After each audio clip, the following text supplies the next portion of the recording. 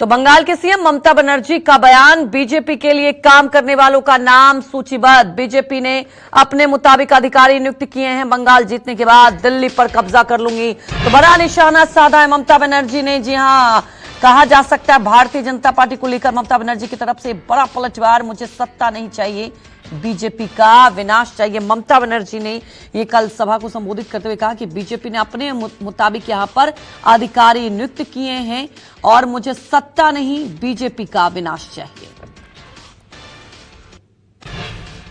Illegal কাজ করে যাচ্ছে আর বিজেপি ভ্যানিশ ওয়াশিং মেশিন মুখে লোকপ্রাস্টার নিয়ে বসে আছে, শিখিয়ে দিয়েছে আমাকে যেন মিটিং করতে না দেয়।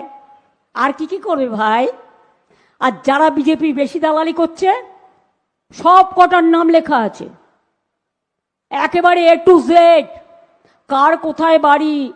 আমাদের লোকেদের খোঁজ নাও তো, তোমাদের যতজন যেখান থেকে এসছে বিজেপি পরিবার দেখে দেখে বেছে নিয়ে এসেছো, আর উকুন বাছার মতো অফিসারদের অ্যাপয়েন্ট করেছো।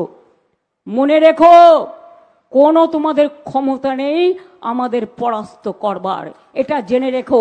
আমরা অন্যায়ের বিরুদ্ধে লড়াই করি, অধিকারের জন্য লড়াই করি। আর বাংলায় আমি জন্মেছি, এই বাংলায় আমার মৃত্যু হবে। আমি তোমাদের দিল্লি দখল করবই। বাংলা দখল করার পরে সব দলকে নিয়ে আমি চেয়ার চাই না, কিন্তু আমি চাই দিল্লিতে বিজেপির বিনাশ। বাংলায় তো বিনাশ হবেও, দিল্লি থেকেও বিজেপি হাঁটাতে হবে। এটা মাথায় রাখবেন ভালো করে। আমাদের স্লোগান বিজেপি হাটাও, দেশ বাঁচাও।